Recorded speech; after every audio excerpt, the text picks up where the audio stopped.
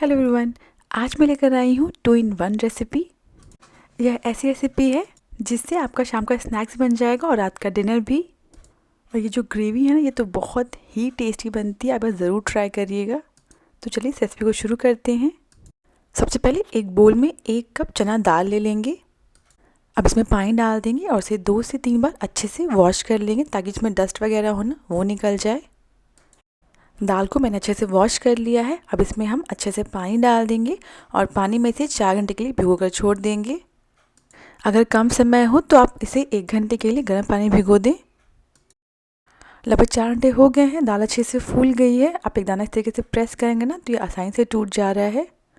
अगर आप बड़े मॉर्निंग में बनाने वाले हैं तो आप दाल को ओवरनाइट भिगो कर भी रख सकते हैं। अब इस दाल का सारा पानी छान लेंगे। जो हमें पेस्ट बनाना है ना वड़ों का, वो बहुत ही गाढ़ा रखना है। दाल पीसते समय हम बिल्कुल भी पानी का इस्तेमाल नहीं करेंगे, इसलिए सारा पानी अच्छे से छान लीजिएगा। और 2 से 3 चम्मच दाल को हम साइड में रख देंगे। इसे हम अलग से ऐड करेंगे दाल के पेस्ट में। अब ये जो दाल हमने छान के रखा था ना, इसे हम ग्राइंडर जार में डाल देंगे।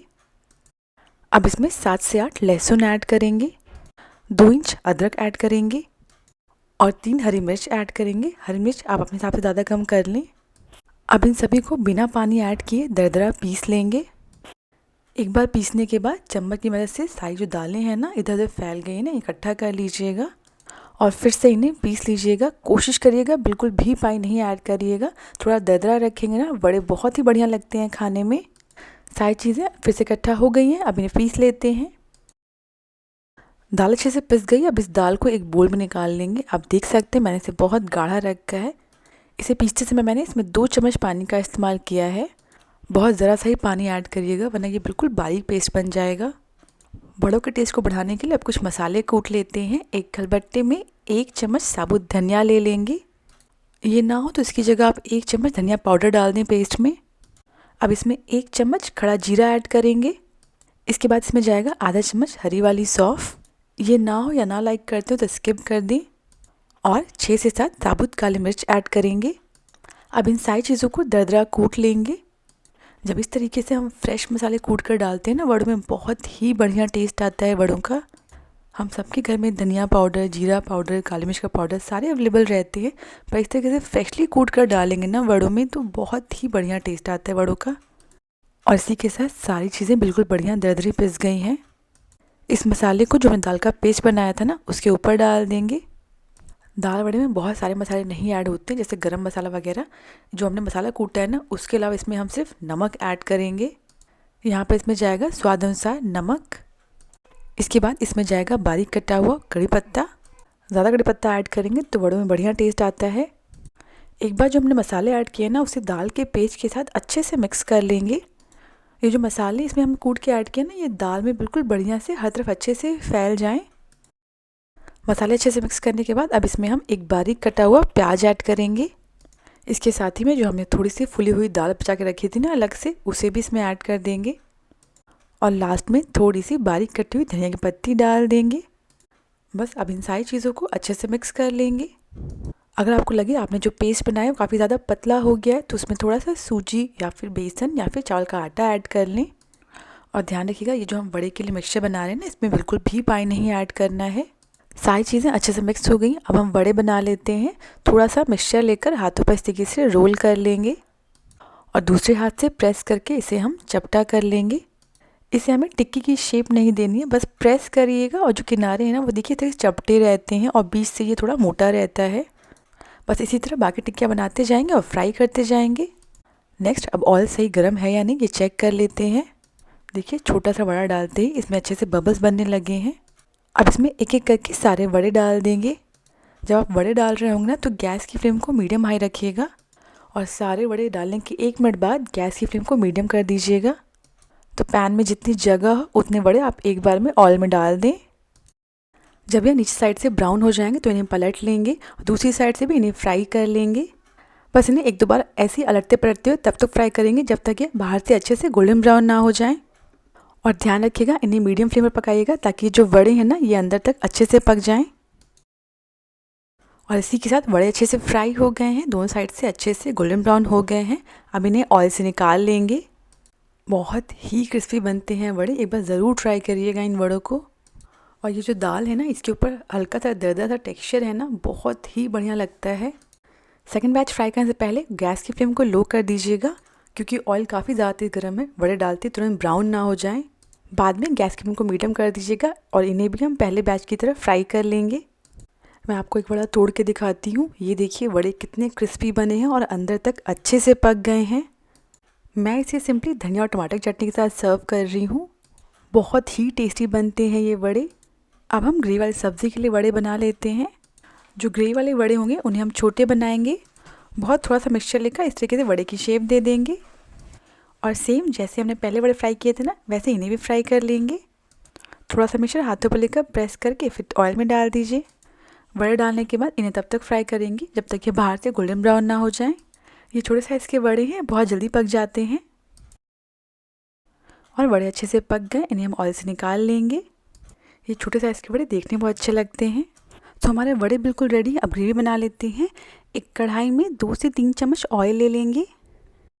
जब ऑयल गर्म हो जाएगा तब इसमें 1 तेज पत्ता, 2 लौंग, 5 काली मिर्च, 1 हरी इलायची और 1 छोटा चम्मच जीरा डाल देंगे। अब इन्हें एक बार चला लेंगे ताकि इनका फ्लेवर ऑयल में अच्छे से समा जाए। ध्यान रखिएगा गैस की फ्लेम को मीडियम रखिएगा, ये मसाले जले ना। अब इसमें 2 बारीक कटा हुआ प्याज ऐड करेंगे। इसे हम तब तक पकाएंगे जब तक ये जो प्याज है ना, ये हल्के ब्राउन ना हो जाए। प्याज को बीच बीच में चलाते रहिएगा। जब तक प्याज भुन रहे हैं तब तक हम बाकी चीज़ रेडी कर लेते हैं। एक ग्राइंडर जार में 8 से 9 लहसुन डाल देंगे, 2 इंच अदरक और 3 हरी मिर्च डाल देंगे। हरी मिर्च की मात्रा अपने हिसाब से ज़्यादा कम कर ले। अब इन सभी को हम दरदरा पीस लेंगे। सारी चीज़ें अच्छे से पिस गई हैं। मैंने इसे पीसते समय बिल्कुल भी पानी का इस्तेमाल नहीं किया है। थोड़ा दरदरा रखने की वजह से ना इनका टेस्ट सब्ज़ी में काफ़ी अच्छा आता है, जिससे जो सब्ज़ी का टेस्ट है वो और बढ़ जाता है। बाकी आप चाहें तो इन्हें दरदरा पीसने के बजाय इनका पेस्ट भी बना सकते हैं। अब इन्हें हम एक बोल में निकाल लेंगे और सेम ग्राइंडर जार में 2 रफ चॉप किए टमाटर डाल देंगे और इन्हें भी अच्छे से पीस लेंगे। जब भी आप किसी ग्रेवी में टमाटर डालते हैं, कोशिश करिएगा लाल टमाटर लीजिएगा पके हुए, तो ज़्यादा अच्छा टेस्ट आता है ग्रेवी का। टमाटर को भी बिल्कुल फाइन पेस्ट पीस लेंगे और इसी के साथ टमाटर भी अच्छे से पिस गया है।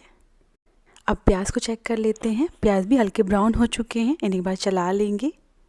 अब इसमें जो हमने अदरक लहसुन मिर्च दरदरा पीसा था ना, उसे ऐड कर देंगे और इसे भी प्याज के साथ 1-2 मिनट के लिए अच्छे से भून लेंगे। आप देख सकते हैं कि यह मिक्सचर काफ़ी ज़्यादा ड्राई हो गया है। इस समय गैस की फ्लेम को लो कर दीजिएगा ताकि बाकी चीज़ें जले ना। हमने इसमें बहुत कम ऑयल का इस्तेमाल किया था, जिसकी वजह से ये ड्राई हो गया है। ऊपर से आप इसमें ऑयल घी बिल्कुल भी ना ऐड कर, अगर ज़रूरत लगे तो आप थोड़ा सा 1-2 चम्मच पानी ऐड कर सकते हैं इसमें। बस अदरक लहसुन को भी एक आधे मिनट के लिए पका लेंगे। अब इसमें कुछ मसाले ऐड करेंगे। 1 चम्मच कश्मीरी लाल मिर्च पाउडर, 1 चम्मच धनिया पाउडर, आधा चम्मच हल्दी ऐड करेंगे। अब इन सारे मसालों को अच्छे से मिक्स कर लेंगे। इसी समय ही मसाले ऐड करेंगे ना तो सब्ज़ी का टेस्ट बहुत ही बढ़िया आता है। मसाले अच्छे से मिक्स होकर मसाले जले ना, इसके लिए इसमें हम तुरंत ही जो हमने टमाटर का पेस्ट बनाया था ना, उसे ऐड कर देंगे और इसे फटाफट से मिक्स कर लेंगे। वापस से गैस की फ्लेम को मीडियम कर दीजिएगा। अब इस टमाटर को तब तक पकाएंगे जब तक ये जो टमाटर हैं ये हल्के ड्राई हो जाएं और ऑयल रिलीज़ कर दें। टमाटर जल्दी पक जाए इसके लिए इसे हम ढककर पकाएंगे और इसी के साथ टमाटर अच्छे से पक गया है। इसे एक बार चला लेंगे। आप देख सकते हैं ये मिक्सचर है काफ़ी ज़्यादा ड्राई हो गया है। ढकने के बाद भी बीच बीच में 1-2 बार ज़रूर चलाते रहिएगा। अब जैसी आपको ग्रेवी चाहिए उस हिसाब से इसमें पानी ऐड करेंगे। अभी मैंने इसमें आधा कप पानी ऐड किया है। इसे अच्छे से मिक्स कर लेंगे। पानी अच्छे से मिक्स हो गया। अभी भी जो ग्रेवी काफ़ी ज़्यादा गाढ़ी है, सो मैं इसमें 1 कप पानी और ऐड कर रही हूँ। आप अपने हिसाब से आपको जैसी ग्रेवी चाहिए आप उतना पानी ऐड कर लें। इसे भी अच्छे से मिक्स कर लेंगे और मिक्स करने के बाद इस ग्रेवी को 5 मिनट के लिए ढककर पकने देंगे। 5 मिनट बाद ढक्कन हटा देंगे। इसे एक बार चला लेंगे। हमारी जो ग्रेवी है बिल्कुल बढ़िया से पक गई है। मैंने इस ग्रेवी को हल्का सा पतला रखा है, जिसकी वजह से इसका टेस्ट बहुत ही बढ़िया आता है। आप चाहें तो गाढ़ा भी रख सकते हैं इस ग्रेवी को। अब इस ग्रेवी में हम जो हमने वड़े बनाए थे ना, उन्हें डाल देंगे और वड़ों के साथ में स्वाद अनुसार नमक डाल देंगे। ध्यान रखिएगा वड़े में भी नमक है तो उस हिसाब से नमक डालिएगा। अच्छे से मिक्स कर लेंगे इन सभी को और बस 1 मिनट के लिए पकने देंगे। ध्यान रखिएगा वड़े डालने के बाद इन्हें बहुत ज़्यादा नहीं पकाना है, वरना जो वड़े हैं ना वो बहुत ज़्यादा नरम हो जाएंगे। इन्हें पकते हुए 1 मिनट हो गए हैं। अब गैस को बंद कर देंगे और लास्ट में इसमें धनिया पत्ती डाल देंगे। और इसी के साथ हमारी चना दाल वड़ा करी बिल्कुल रेडी है। बहुत ही टेस्टी बनती है ग्रेवी, आप बस ज़रूर बनाकर देखें। 2 in 1 रेसिपी है ये। थोड़े वड़ों को आप ऐसे ही सर्व कर दें और थोड़े वड़ों से ग्रेवी बना लें। एक बार इस रेसिपी को ज़रूर ट्राई करें। अगर आपको रेसिपी पसंद आई हो तो प्लीज़ मेरे चैनल को सब्सक्राइब करना ना भूलें।